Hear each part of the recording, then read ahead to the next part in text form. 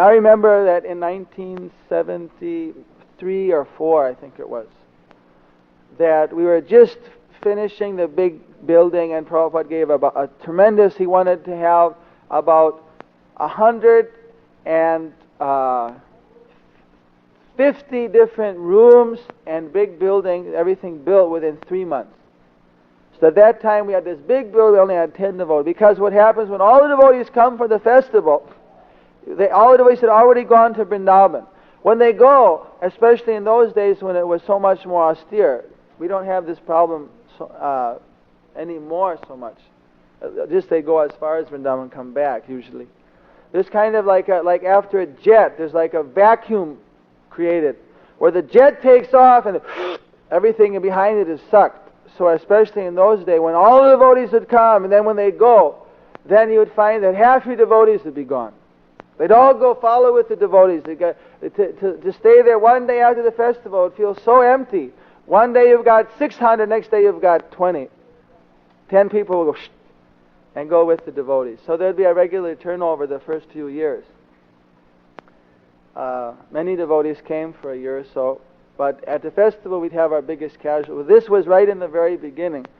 So I remember Bhavananda Goswami was completely in anxiety. He had just came to Mayapur a year or so earlier, and then he saw that there's nobody here. I mean, there's no way we can build these buildings, no way we can do the preaching, no way we can expand these programs. So he rushed to Vrindavan, filled Prabhupada's lotus. He went and asked all the leaders. At that time, the leaders, each one said, well, we got so many projects, that we can't help you out.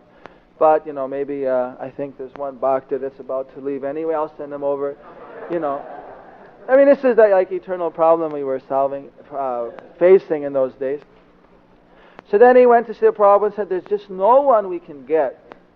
I mean, there are many of the people who would like to go, but they can't get the permission. Even though you said that you should encourage them, there's no one, I mean, for actually everyone, they can't see it to give someone at this particular time.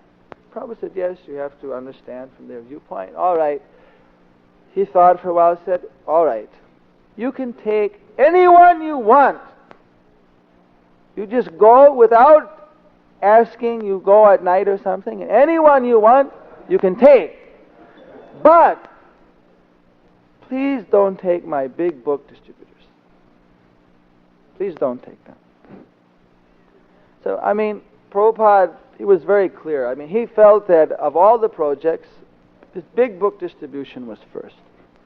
Then there are so many projects which I'm sure we can all show different letters how he encouraged and felt that these projects could spread Krishna consciousness were they properly developed. Anyway, not to leave you hanging. Bhavananda Goswami went that night with his flashlight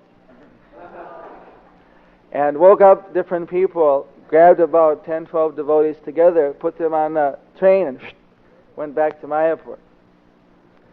So then we took things like that to actually get the buildings and the things there that the devotees are able to come and enjoy.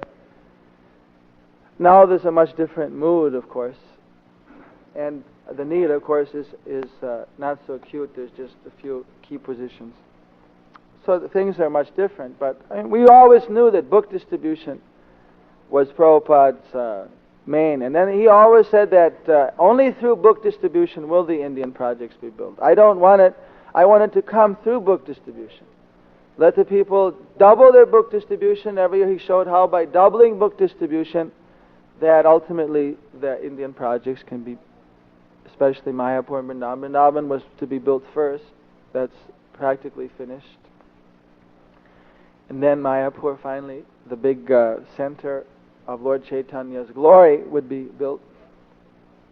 So he always intended that the book distribution, that should go on. That should be everyone's first look. And automatically through book distribution, the different foreign BBTs would help and see that these other projects go on. This was Prabhupada's plan, that this is natural, that Lord Chaitanya has given us the transcendental Vani. He has given us this message. So by distributing his message, we should also do something for him. So it's very encouraging whenever we see the book scores increase.